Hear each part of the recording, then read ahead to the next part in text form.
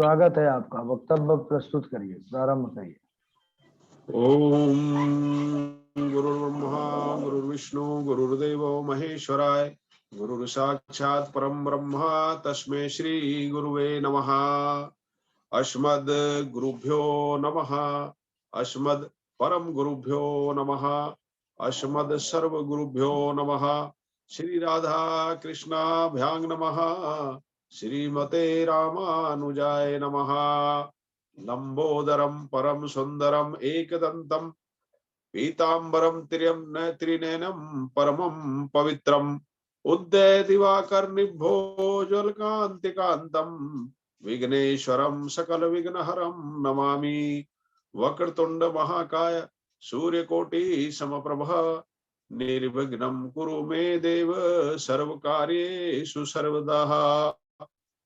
शरीरं स्वरूपं ततो कलत्रं यश्चारुचित्रं धनं मेरुतुल्यं मनश्येन नगरं श्रीगुरुरन्ध्रपिद्महे ततः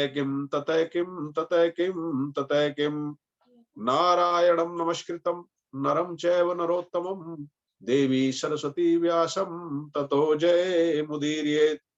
जयतु देवकी नंदनोऽयं जयतु कृष्णो वृष्णिवंश प्रदीपः जयतु मेघ श्यामल कोमलांगम जयतु पृथ्वीभारनाशं मुकंदः। मंगलम भगवान विष्णु मंगलम गरुड़ध्वजा मंगलम पुंडरीकाक्ष मंगलाय तनोहरि। करारविंदेन पदारविंदम मुखारविंदे विनिवेशवन्तं विनिवेशयन्तं वटस्य पुत्रस्य पुटेशयानं बालामुकुन्दं रामभद्राय रामचंद्राय वेदसे रघुनाथाय नाथाय सीताय पते नमः। अंजनानंदनं वीरं जानकी शोकनाशनं कपीशमक्षहन्तारं वन्दे लंका भयंकरम्।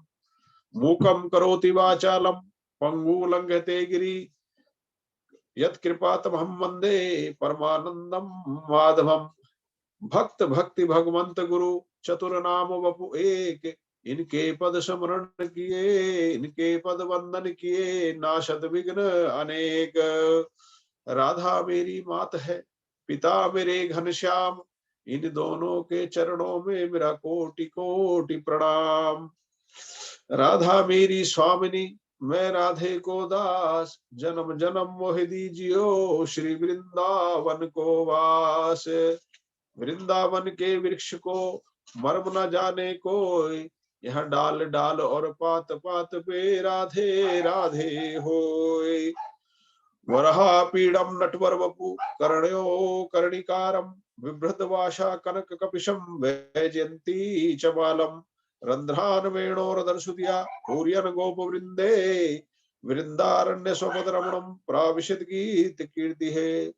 कृष्ण त्वदीय पद पंकज पांजरांतम अद्य मे विशतु मानस राज हंसा प्राण प्रयाण समय कफवात पित्ते कंठावरोधन विदयो समरमण कुतस्ते। ओम नमो भगवते वासुदेवाय। अनंत कोटि ब्रह्मांड नायक अचिंत्य कल्याण गुणगण निधान सर्वेश्वर सर्वाधिपति अकारण करुणा वर्णालय अकारण करुणा कारक सकल जन कल्य शापहारक परात्पर परब्रह्म अनंत कोटि कंदर्प दर्प दलियान दलन पटियान निर्गुण निराकार सगुण साकार जगदैक बंधु करुणायक सिंधु सच्चिदानंद घन परमात्मा श्री कृष्ण एवं श्री राधा रानी जी के युगल चरणार बिंदों में इस दास का कोटि कोटि प्रणाम। समस्त उपस्थित भगवत भागजन भगवत भक्त भागवत कथा अनुरागी सज्जनों भक्ति मही मात्र सही भगनी बांधवों जूम ऐप के माध्यम से जुड़े हुए मेरे सभी साथियों प्रिय गुरुवर सभी के चरणों में कोटि कोटि प्रणाम। सिया राम मैं सब जग जानी करहु प्रणाम जोर जिग पानी। जो संसार में चारों तरफ सिया राम में है उस सारे संसार को भगवान भगवत स्वरूप मानकर मेरा इस संसार के चरणों में कोटि कोटि प्रणाम। प्रिय भक्तों, परीक्षित जी को महाराज भगवान सुखदेव महाराज बता रहे हैं कि पांचवें मनु तामस के भाई रैवत हुए, छठवें चक्षु के पुत्र चाक्षुष हुए। इस मनवंतर में भगवान ने समुद्र मंथन कराकर अमृत का पान देवताओं को कराया और अजित भगवान के रूप में अवतार लिया, कच्छप भगवान के रूप में अवतार लिया, धन्वंतरी भगवान के रूप में अवतार लिया और मोहिनी भगवान के रूप में अवतार लिया। इस प्रकार हम देखेंगे कि इस एक चरित्र के अंदर ही भगवान के 4 अवतार आ गए। 4 अवतार कौन कौन से आ गए? अजित, कच्छप, धन्वंतरी और मोहिनी। राजा परीक्षित पूछते हैं कि गुरुदेव, भगवान ने किस प्रकार समुद्र मंथन करवाया और कौन कौन से रत्न समुद्र से निकले, यह सब बताने की कृपा करें। श्री सुखदेव भगवान कहते हैं, यदा दुर्वासा सापात सेन्द्रा लोकस्त्रयो नृपः निक निश्रिकाशा च भवस्त्रः निश्रुजाद्यः क्रिया। सुखदेव महाराज कहते हैं कि परीक्षित, एक बारी दुर्वासा ऋषि भगवान के दर्शन करके वैकुंठ से आ रहे थे, तो सामने से उनको देवराज इंद्र ऐरावत हाथी पर आते हुए नजर आए। तो दुर्वासा ऋषि ने मन में विचार किया कि इंद्र देवताओं के राजा है और ये पुष्पमाला जो मुझे प्रसादी के रूप में मिली है भगवान के यहाँ से, इसको मैं इनके भेंट कर देता हूँ। ये जगत कल्याण के लिए कार्य कर रहे हैं, देवताओं के राजा के पद पर है। तो उन्होंने बड़ी श्रद्धा से दुर्वासा ऋषि ने वो माला इंद्र के गले में डाल दी। अब इंद्र उस समय मदोन्मत्त थे, सारे राक्षसों को, सारे असुरों को जीत कर उन्होंने जो है अपना राज्य स्थापित कर लिया था। इसलिए अहंकार में इंद्र ने मन में विचार किया कि ये माला मेरे किस काम की है, इस माला का मैं क्या करूंगा, और उस माला को उन्होंने अपने गले से उतार कर ऐरावत के मस्तक पर डाल दिया। अब ऐरावत जो स्वभाव से ही हाथी है, ऐरावत ने उस माला को उठाकर जोर से हवा में उछाल दिया अपनी सूंड से, और वो जाकर दुर्वासा ऋषि के सामने जाकर धरती पे पड़ी। अब जब दुर्वासा ऋषि वहां से कुछ ही दूर गए थे, जब उनके सामने वो उछल कर पड़ी तो वो बहुत क्रोधित हो गए। उन्होंने कहा कि इंद्र को तो बहुत अभिमान हो गया है, इसने मेरे दिए हुए भगवान की प्रसादी रूप माला का अपमान किया है। तो ऐरावत दुर्वासा ऋषि जो अत्यंत क्रोधी है, दुर्वासा ऋषि जो है अत्यंत क्रोध के कारण, अपने क्रोध के कारण चारों तरफ प्रसिद्ध है और उनके क्रोध से सारे देवी देवता ऋषि मुनि सभी डरते हैं। तो दुर्वासा ऋषि ने इंद्र को कहा कि इंद्र, तू ज्यादा अभिमान में आ गया है, शीघ्र ही तू अपने पद से च्युत हो जाएगा, अपने पद से गिर जाएगा और तुझे जो है अपना पद छोड़ना पड़ेगा। अब जैसे ही ये बात दैत्यराज बलि को पता चली, तो दैत्यराज बलि ने स्वर्ग के ऊपर आक्रमण कर दिया। स्वर्ग के ऊपर आक्रमण करके दुर्वासा ऋषि के श्राप के कारण इंद्र की शीघ्र हार हो गई, देवता हार गए और इधर उधर भटकने लगे। त्रिलोकी में अपना राज्य खोकर वो चारों तरफ घूमने लगे। दैत्यों ने अपना त्रिलोकी में राज्य स्थापित कर दिया। अब देवता जो है सारे दुखी होकर भगवान नारायण की शरण में आए। भगवान नारायण ने जब उनका कहा कि देवताओं, तुम जाकर दैत्यों से संधि कर लो और इस समय तुम अहिमूषक नीति को अपनाओ। अहिमूषक नीति क्या होती है? भगवान बोले, हरियोपि ही संध्या सती कार्यार्थ गौरवे अहिमूषक वद देवा हयर्थस्य पदवीं गते। देवताओं, आप अपना काम बनाने के लिए तुम दैत्यों से संधि करो और अहिमूषक नीति को पालन करो। अहिमूषक नीति क्या होती है, इसके बारे में भगवान ने उनको बताया कि अहिमूषक न्याय क्या होता है। कि देवताओं ने पूछा कि प्रभु, ये अहिमूषक न्याय क्या चीज है, क्या है ये जिसके बारे में आप कह रहे हैं, हमने दैत्यों के साथ क्या बात करनी है? तो भगवान नारायण कहते हैं कि देवताओं, एक सपेरा था, उसकी पिटारी में एक सांप बंद था। कुछ दिनों में वहां पर एक मूषक आया और वो भी उसी पिटारे के अंदर आ गया। अब जब मूषक भी पिटारे के अंदर आ गया, तो सांप ने उसको बड़े प्रेम से कहा कि मामा, आप मेरे इस पिटारे में आ गए, आप इस पिटारे को काट दो, हम बाहर निकल जाएंगे। तो बाहर निकल कर जो है हम जो है सुखी हो जाएंगे। तो मूषक ने कहा कि आपकी और हमारी तो दुश्मनी है, जब मैं बाहर निकलूंगा, जब आप बाहर निकलोगे तो आप मुझे खा जाओ। कह रहे, नहीं नहीं मामा जी, मैं आपको नहीं खाऊंगा, आप निश्चित रहो। अब तो हम दोनों जो है मित्र हैं, और मैंने तो वैसे ही जो है मैं शाकाहारी हो गया हूं, अब मैंने मांस खाना बंद कर दिया है। ऐसे मीठी मीठी बातों से सर्प महोदय ने मूषक जी को अपने वश में कर लिया और मूषक ने जो है जोश में आकर उस पिंजड़े को काट दिया। अब पिटारे से पहले जो है सर्प बाहर आके बैठ के कुंडली मार के आंख बंद करी हुए सर्प ने, मूषक ने देखा कि मामा जी ये सर्प जो है मुझे कुछ नहीं कहेगा, तो मूषक भी जोश में आके बाहर को आए। जैसे ही बाहर आए सांप ने जो है उसको उठा के खा लिया। अब जब सांप ने उसको खा लिया, मूषक को खा लिया, तो इस प्रकार से सांप ने अपना काम बना लिया, मूषक की मृत्यु हो गई। तो यही तुमने जो है भगवान ने समझाया कि यही तुमने दैत्यों के साथ करना है कि दैत्यों के साथ संधि करो और समुद्र मंथन के लिए उनको तैयार करो। समुद्र मंथन से जब मिलेगा तुम्हें अमृत तो तुम अमर हो जाओगे, फिर तुम्हें किसी प्रकार का भय नहीं रहेगा। अब देखिए भगवान नारायण ने जब उनको सलाह दी तो उन्होंने कहा कि भगवान किस प्रकार से समुद्र मंथन होगा? तो भगवान ने कहा मंदराचल पर्वत को उखाड़ कर उसकी मथानी बनाओ, वासुकीनाग की नेति बनाओ और अमृत प्राप्ति के लिए जोर से प्रयास करो, क्योंकि न तो तुम अकेले अमृत से निकाल सकते हो, समुद्र मंथन कर सकते हो, और न ही असुर अकेले कर सकते हैं। इसके लिए दोनों शक्तियों का मिलना जरूरी है। अब देखिए भगवान क्या कह रहे हैं, न सरंभेण सिद्ध्यन्ति सर्वे था सांत्वया यथा, क्योंकि क्रोध करने से कुछ नहीं होगा। इस समय तुम क्रोध में जाओगे, तुम्हारे ऊपर श्राप लगा हुआ है, तुम दैत्यों से जीत नहीं पाओगे, इसलिए उनको प्रेम से वश में करो, शांति से सब काम बन जाएगा। भगवान की बात मानकर देवता दैत्यराज बलि के पास गए और दैत्यों से संधि करके अमृत प्राप्ति करने का प्रयास करने लगे। उन्होंने दैत्यों को समझाया कि हम आपस में भाई भाई हैं, दैत्य और देवता जो है एक ही पिता की संतान है, तो दोनों एक ही पिता की संतान होने के कारण देवताओं ने उनको बड़े प्रेम से कहा कि हे दैत्यों, तुम हमारे ही भाई हो, जब हम सब मिलकर समुद्र मंथन करेंगे उसमें से अमृत निकलेगा तो उसका पान करके हम सब अमर हो जाएंगे। अब दैत्य भी जो है, दैत्यराज बलि थे, बड़े गुणी थे, उन्होंने सोच विचार किया, उन्होंने कहा कि चलो इसमें तो सभी का भला है, चलो हम इनका साथ देते हैं, समुद्र मंथन ना अकेले हम कर सकते हैं ना ये कर सकते हैं, तो सारे मिलकर प्रयास करने के लिए तैयार हो गए। अब देवताओं और दैत्यों ने मिलकर मंदराचल पर्वत को उखाड़ लिया, परंतु समुद्र तक ले जाने में असमर्थ हो गए। तो देवताओं ने भगवान का स्मरण किया, भगवान को, नारायण को याद किया कि भगवान ये उखड़ तो गया, अब ये जाएगा कैसे, समुद्र तक जाएगा नहीं तो कैसे इसका हम वो करेंगे। तो उसी समय भगवान नारायण जो है तुरंत गरुड़ पर सवार होकर आए, अजित भगवान का रूप धारण किया। बोलिए अजित भगवान की जय। अजित भगवान ने तुरंत ही एक हाथ से मंदराचल पर्वत को उठाया और सागर में स्थापित कर दिया। अब सागर में देवता और असुर दोनों वासुकीनाग के पास गए। जब सागर में मंदराचल पर्वत रख दिया तो अब नेति की आवश्यकता थी।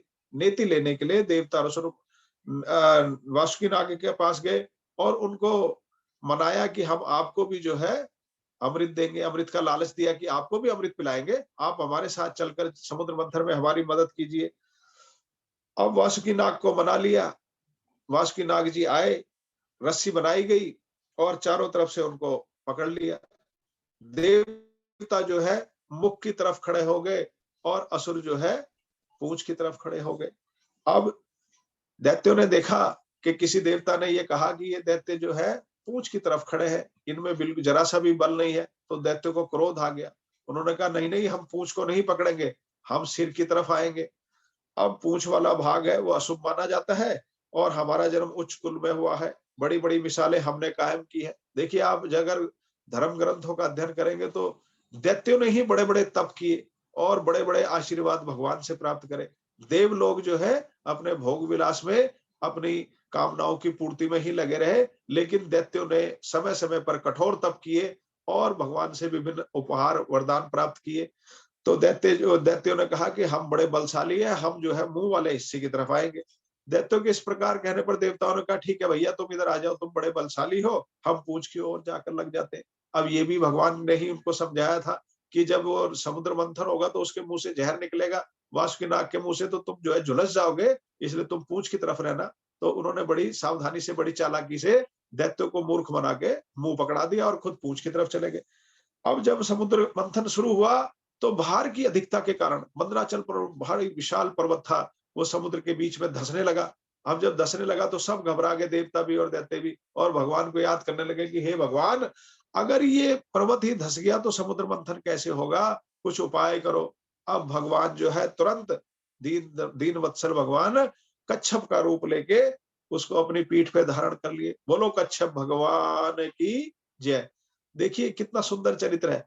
पहले अजित भगवान इसमें आए, अब कच्छप भगवान इसमें आ गए। चार चार जो भगवान के अवतार है वो इसके अंदर उस कथा में आते हैं। बहुत सुंदर कथा है।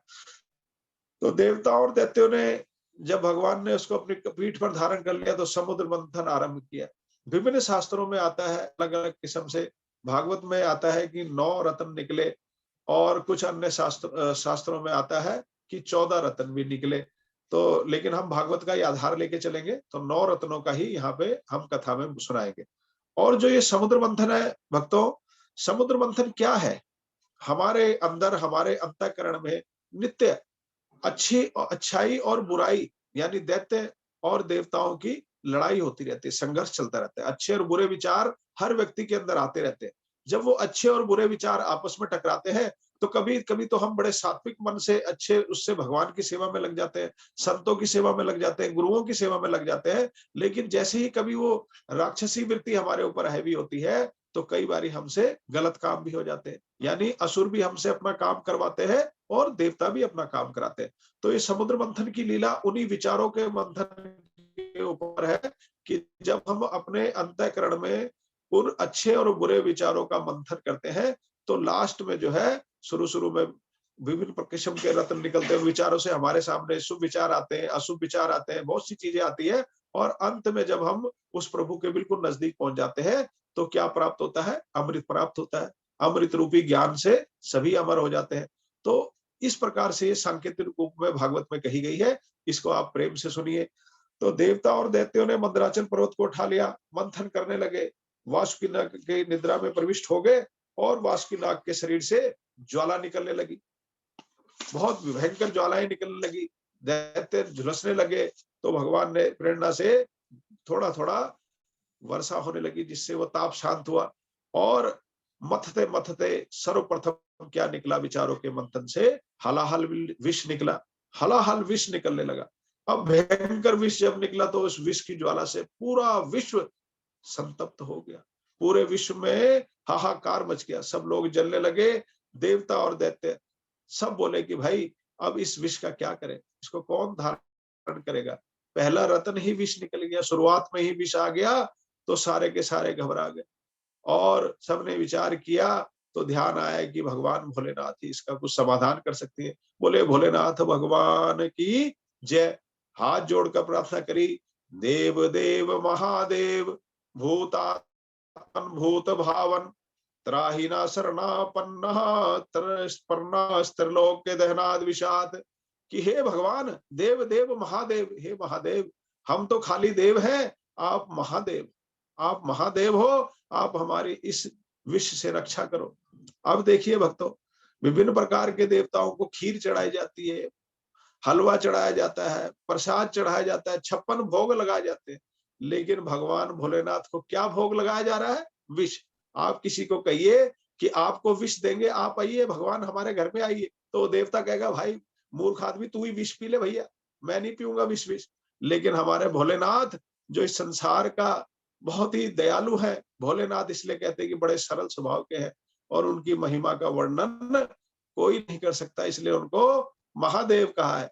वो तुरंत तैयार हो गए, तुरंत तैयार हो गए कि चलो जगत की कल्याण के लिए मैं इस विश्व को पान करता हूं। अब भगवान शंकर ने प्राणियों के इस दुख को देखा तो माता पार्वती की अनुमति से उस हलालन नाम के विष को अपनी हथेली पर रख लिया। अब माता पार्वती को चिंता हुई, उन्होंने कहा कि हे भगवान, आपके हृदय में तो मैं रहती हूँ हमेशा, अब अगर ये विष हृदय तक आया तो मैं भी आपके साथ ही प्राण त्याग दूंगी। तो भगवान भोलेनाथ ने बहुत विचार किया और उन्होंने कहा कि हे पार्वती, इस विष को मैं अपने कंठ तक ही आने दूंगा, कंठ में धारण करूंगा। इसलिए भगवान ने उस विष को अपने तपस्या के प्रभाव से कंठ में रोक लिया और भगवान का, शंकर का गला नीला हो गया। बोलिए नीलकंठ भगवान की जय।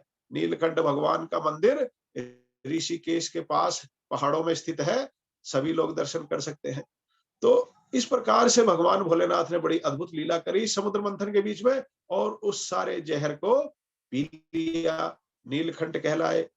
विष पीते समय भगवान की हथेली से जो कुछ बूंदे समुद्र में गिरी उसको सांप बिच्छू और औषधियों ने धारण कर लिया, जिससे वो भी विषैले हो गए। वो भगवान की मदद करने के लिए आए, भगवान के भक्त थे, तो बोले भगवान हम भी विष पिएंगे। तो उन्होंने जो 2-4 बूंदें इधर उधर गिरी उसको धारण कर लिया। पुनः समुद्र मंथन शुरू हुआ, दोबारा समुद्र मंथन किया। अब विष का समस्या हल हो गई, दोबारा समुद्र मंथन शुरू हो गया। तो क्या निकली?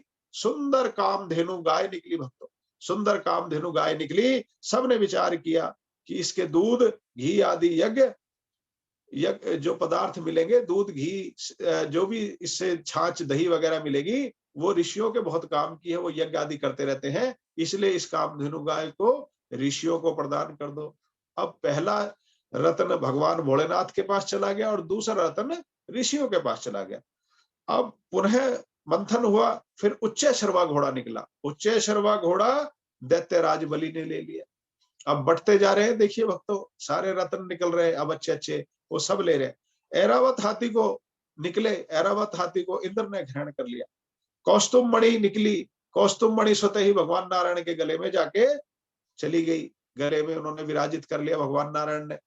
पारिजात वृक्ष निकला, उसको स्वर्ग में आके लगा दिया, पारिजात वृक्ष स्वर्ग में जाके लगा दिया। और उसके पश्चात माँ लक्ष्मी का साक्षात प्रादुर्भाव हुआ। बोलो लक्ष्मी मैया की जय। लक्ष्मी मैया का प्रादुर्भाव हुआ। अब लक्ष्मी मैया आ गई हैं। तत्स्वाविर्भूत साक्षात जी रमा भगवत परः रंजयंती दिशिकांतया विद्युत सौदामिनी यथा। माता का सुंदर स्वरूप है, माता लक्ष्मी प्रकट हो गई, दसों दिशाएं प्रकाशित हो गई और सारे देवता और ऋषि मनुष्य उनको वर्ण करने के लिए एक लाइन में बैठ गए, एक कतार लगा के बैठ गए कि माता लक्ष्मी मुझे मिले। अब लक्ष्मी धन किसको नहीं चाहिए, हलाहल विष किसी को नहीं चाहिए था, विचार करो भक्तों। लेकिन लक्ष्मी सबको चाहिए, देवताओं को भी चाहिए, दानवों को भी चाहिए, मनुष्यों को भी चाहिए, ऋषियों को भी चाहिए। तो सब के सब लाइन लगाकर बैठ गए, क्योंकि बिना लक्ष्मी के बिना कुछ नहीं होता।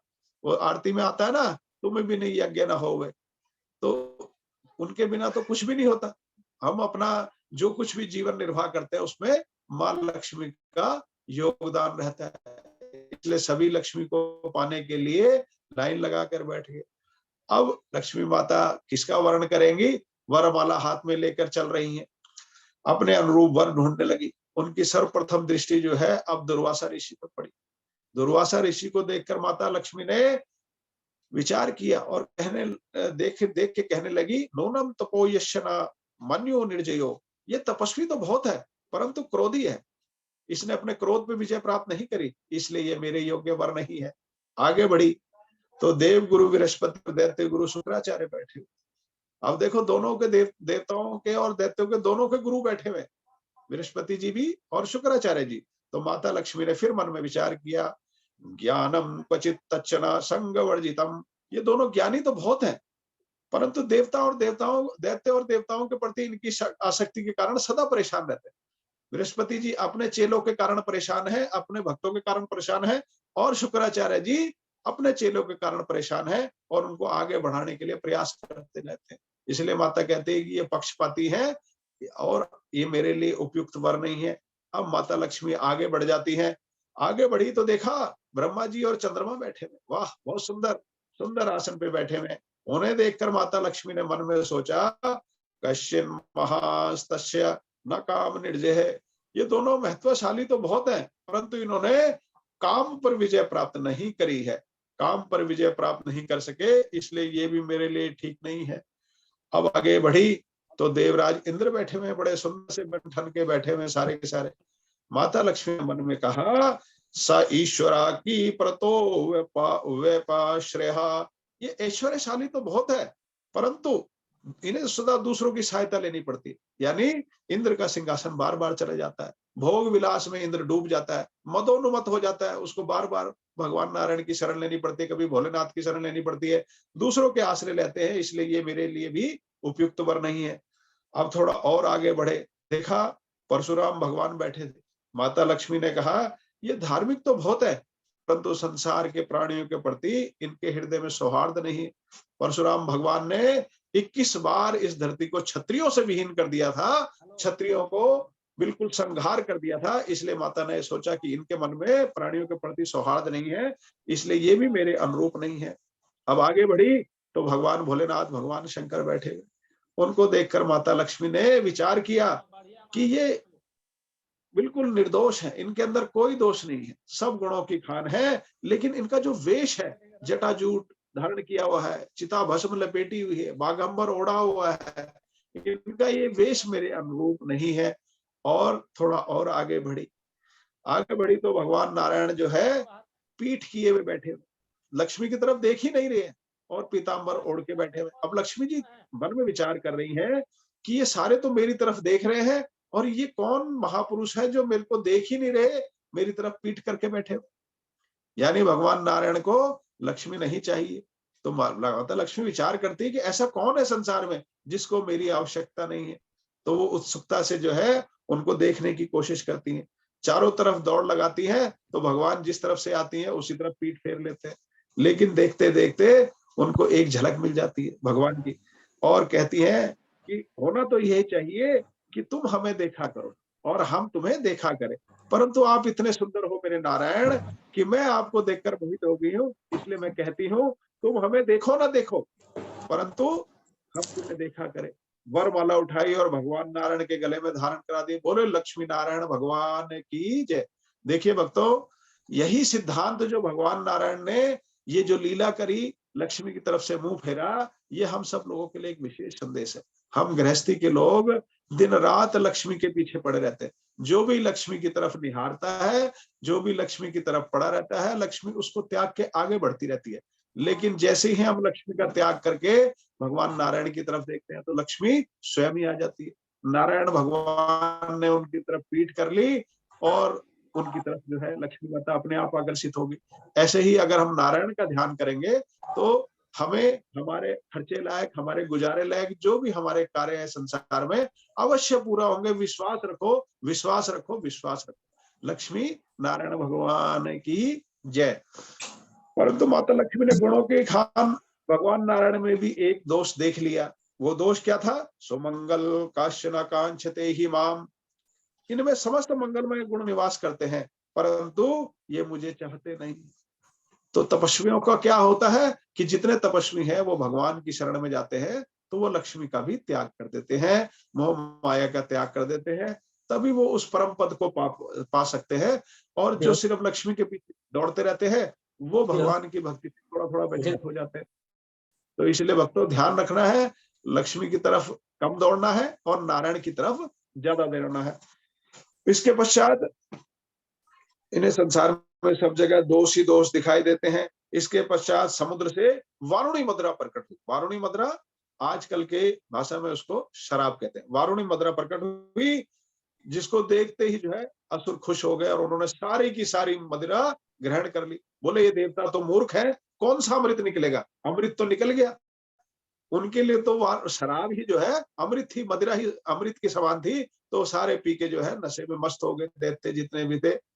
तो देखिए, जो भी लोग आज के दौर में नशा करते हैं उनको सावधान हो जाना चाहिए, क्योंकि जैसे ही वो नशा करेंगे, मदिरा का सेवन करेंगे, तो उनके अंदर के दैत्य एक्टिवेट हो जाएंगे, उनके अंदर के दैत्य सक्रिय हो जाएंगे और उनसे गलत गलत काम करवाएंगे। कहते हैं ना कि नशे में उससे ये काम हो गया, बाद में पछताता है, लेकिन बाद में पछतावे से कुछ नहीं होगा। इसलिए सावधान रहो, ऐसी चीजों को ग्रहण मत करो, अपने नजदीक मत आने दो। जो लोग इन चीजों का सेवन करते हैं, कोशिश करके उनकी भी छुड़वाओ कि भैया दैत्यों के ग्रुप में क्यों शामिल हो रहे हो, देवताओं के ग्रुप में आओ, देवताओं के साथ आओ। तो इस प्रकार से आप अपना भी कल्याण करें, वारुणी मदरा से दूर रह के, और लोगों का भी कल्याण करें। तो असुरों ने ग्रहण कर लिया, जिसके द्वारा केवल नाश हो, उसी का नाम है नशा। इसके पश्चात जब पुनः अब मंथन दोबारा प्रारंभ हुआ, तो अब की बार हाथ में अमृत कलश लेकर धन्वंतरी भगवान प्रकट हुए। बोलो धन्वंतरी भगवान की जय। ये तीसरा अवतार इस कथा में आगे धन्वंतरी भगवान सुंदर अमृत कलश लेके आए। जैसे ही अमृत कलश लेके आए तो दैत्यों ने झपट के छीन लिया। अब दैत्यों ने छीन लिया, दैत्यों का उस पर कब्जा हो गया, तो देवता बड़े निराश हो गए। देवता जो है फिर जब भी निराश होते तो कहाँ जाते हैं? भगवान की शरण में। इसी प्रकार से हमें भी अगर कोई हमारा काम रुक जाए तो हमें किसकी शरण लेनी चाहिए? भगवान की शरण लेनी चाहिए। तो देवता जो है भगवान के पास गए, तो भगवान ने कहा चिंता मत करो, अभी ठहरो, मैं कुछ करता हूँ। भगवान ने कहा मैं तुम्हारे काम को सिद्ध करता हूँ। और यहाँ दैत्य जब अमृत को लेकर आपस में, अब दैत्यों में भी झगड़ा हो रहा है कि पहले मैं पीऊंगा, पहले मैं पीऊंगा। इसी समय भगवान ने एक सुंदर स्त्री का रूप ले लिया, सुंदर स्त्री, और रूप धारण करके मोहिनी भगवान के रूप में प्रकट होगी। बोलिए मोहिनी भगवान की जय। अब असुरों ने जैसे ही मोहिनी भगवान को देखा तो उसके पास चलाए, बड़ी सुंदर लड़की स्त्री के रूप में आए, बहुत ही सुंदर, उसके नैन नक्श बहुत सुंदर है, सुंदर आंखें, सुंदर नाक, सुंदर होंठ, लंबे लंबे केश, और सुंदर उसने वस्त्र पहने हुए हैं, इतनी सुंदर कि चारों तरफ की सारी पृथ्वी के जितने भी जीव थे एकदम से भगवान की तरफ मोहित हो गए। और मोहिनी भगवान के चारों तरफ दैत्य आ गए और उन्होंने कहा, मोहिनी भगवान ने कहा कि पहले ही बताओ तुम लोग कौन हो। दैत्य पूछ रहे हैं कि तुम कौन हो, तो मोहिनी भगवान कह रहे हैं कि तुम लोग कौन हो और इस प्रकार में आपस में झगड़ा क्यों कर रहे हो। असुरों ने कहा कि हम सभी कश्यप ऋषि की संतान है। कश्यप ऋषि की संतान, देवता और दानव दोनों कश्यप ऋषि की संतान है। तो दैत्य कह रहे हैं कि हम सब कश्यप ऋषि की संतान है, हम दोनों भाइयों ने, दोनों दलों ने मिलके समुद्र मंथन किया था, अब ये अमृत निकला है। अब ये अमृत निकल तो गया लेकिन हम इसको आपस में बांट नहीं पा रहे। अब तुम निष्पक्ष हो, तुम बड़ी सुंदर हो, विद्वान भी लग रही हो, इसको हमारे बीच में बांट दो। तो मोहिनी भगवान कहते हैं, विश्वासम पंडितो जातु कामिनुषु नयाति। अर्थात असुर, असुरों जो विद्वान होते हैं कभी स्वेच्छाचारिणी नारी पर विश्वास नहीं करते। तुम तो मुझे अभी जानते भी नहीं हो, मैं तो अभी आई हूँ और तुम मेरे को कह रहे हो कि इसको बांट दो, इतनी अमूल्य चीज है, इसलिए तुम मुझ पर विश्वास नहीं करना चाहिए। असुरों ने जब ये बात सुनी तो मोहिनी भगवान के पक्ष में हो गए, बोला ये बिल्कुल सही कह रही है, ये किसी का पक्ष नहीं लेंगी। जब ये खुद ही कह रही है कि मुझे मत दो तो इन्हीं को देना चाहिए।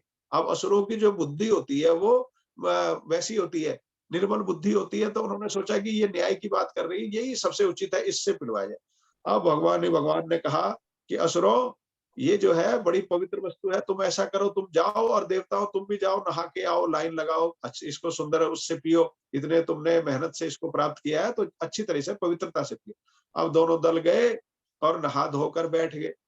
तो मोहिनी भगवान कहते हैं कि भाई देखो, देवता दैत्यों से कहती है कि दैत्यों देखो, इसके ऊपर ऊपर जो है ना पानी पानी सा है और नीचे जो है गाढ़ा अमृत है। मैं ऐसा करती हूँ कि पानी पानी देवताओं को पिलाती हूँ और बाद में जो गाढ़ा गाढ़ा अमृत है वो तुमको दूंगी। तो दैत्य बड़े खुश हुए, बोले भाई भाई बस बस बस भगवान, मोहिनी आप ऐसा ही करो, इनको जो है पानी पानी पिला दो पहले, बाद में हमारे को गाढ़ा गाढ़ा। अब उन मूर्खों को कौन समझाए दैत्यों को कि गाढ़ा और पतला कुछ नहीं, उसमें तो अमृत ही था, ऊपर नीचे सारा अमृत था। लेकिन भगवान ऐसी लीला रच रहे हैं, इतनी सुंदर स्त्री के रूप में प्रकट हुए हैं कि जो है वो बिल्कुल मोहित हो गए, बिल्कुल सम्मोहित होकर जैसा भगवान कह रहे हैं उसी की हाँ में हाँ मिला रहे हैं कि हाँ प्रभु हम करेंगे, हाँ प्रभु हम करेंगे। तो भगवान ने बांटना शुरू करा और देवताओं को थोड़ा थोड़ा अमृत पिलाने लगे। अब असुरों के बीच में एक स्वरभानु नामक असुर था, वो बड़ा चालाक था। वो पहचान गया कि भगवान ने जो है लीला रच दी है, वो जाके देवताओं को रूप धारण करके बीच में बैठ गया सूर्य और चंद्रमा के, और उसने भी थोड़ा सा अमृत पान कर लिया।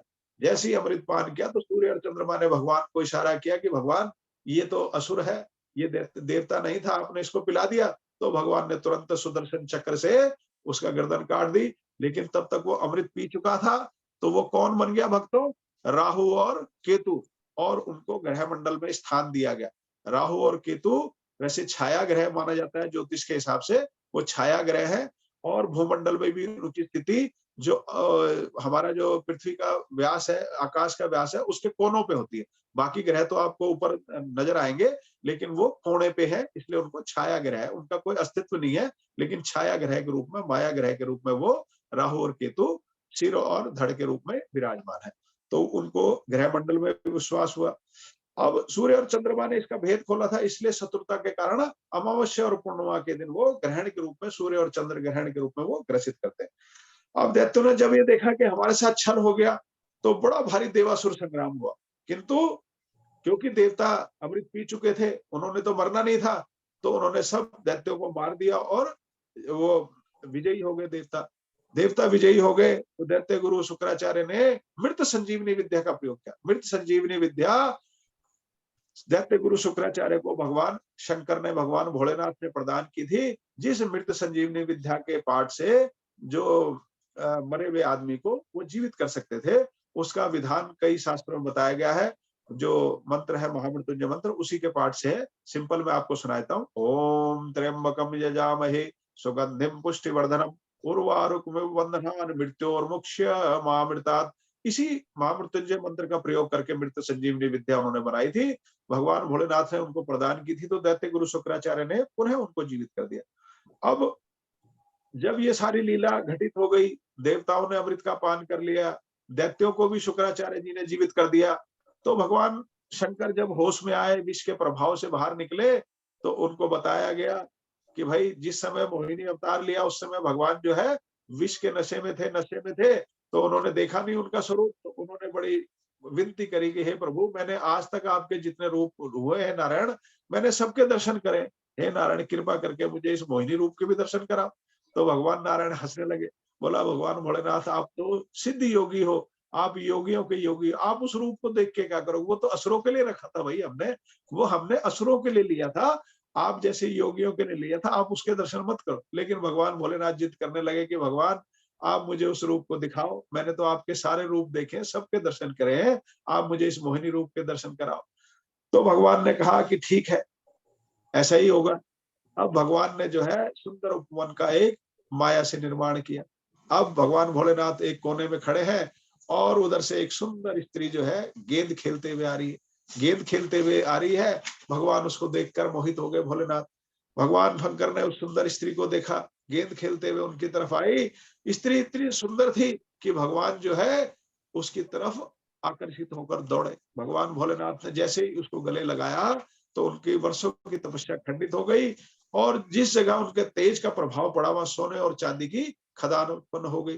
तुलसीदास जी कहते हैं, शिव विरंच मह कह मोहि को बाकुरो आन, अस जिय जान भजे ही मुनि मायापति भगवान।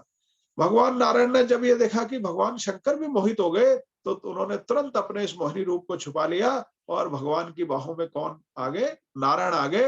बोलो हरिहर भगवान की जय। ये स्वरूप जो था हरि और हर, भगवान भोलेनाथ और नारायण के स्वरूप को क्या कहते हैं, हरिहर। और भगवान शंकर ने पहले की भांति भगवान नारायण को अपने पास बैठे हुए देखा, तो उनकी माया को प्रणाम किया और उनकी आज्ञा लेकर कैलाश पर्वत लौट आए। बोलो शंकर भगवान की जय, बोलो नारायण भगवान की जय। परीक्षित 8वें मनु सावरणी होंगे। सुखदेव महाराज कह रहे हैं 8वें मनु सावरणी होंगे, 9वें में दक्ष सावरणी होंगे, 10वें ब्रह्म सावरणी, 11वें धर्म सावरणी, 12वें रुद्र सावरणी और 13वें देव सावरणी और 14वें मनु इंद्र सावरणी होंगे। अब राजा परीक्षित श्री सुखदेव महाराज से कहते हैं, गुरुदेव मृत संजीवनी विद्या से पुनर्जीवित हो राजा दैत्यराज बलि ने क्या किया। तो सुखदेव जी महाराज कहते हैं, परीक्षित गुरु शुक्राचार्य ने मृत संजीवनी विद्या से जब बलि को जीवित कर दिया, तो बलि ने तन मन धन से गुरुदेव शुक्राचार्य की सेवा करी और गुरुदेव ने प्रसन्न होकर शुक्राचार्य से विश्वजीत नामक यज्ञ कराया, जिसके प्रभाव से उस यज्ञ में से सोने से मड़ा हुआ दिव्य रथ निकाला, दिव्य घोड़े, अक्षय तरकस और धनुष प्रकट हुआ। प्रहलाद ने बलि को कभी न कुम्भलाने वाली पुष्प की माला प्रदान की और दैत्य गुरु शंकराचार्य ने शंख प्रदान किया। अब आगे वामन भगवान की सुंदर लीला आएगी, उसको मैं अन्य किसी दिन सुनाऊंगा। आज की कथा को, अपनी वाणी को यहीं पे विराम देता हूँ। जय गुरुदेव, राधे राधे। बोलो शंकर भगवान की जय, बोलो विष्णु भगवान की जय। बहुत सुंदर, बहुत बढ़िया, आनंद आ गया, रस वर्षा बरसा दिया सुरेश चंद्र जी ने। बहुत बढ़िया कथा सुनाया उन्होंने जी को। बहुत, हाँ जी, बहुत अच्छी जो तो तैयारी है, बहुत बढ़िया। ऐसे ही इतना ही अवस्था में भी इतना लगन के साथ अध्ययन, ये भगवान की कृपा ही है और इनका परिश्रम ही है।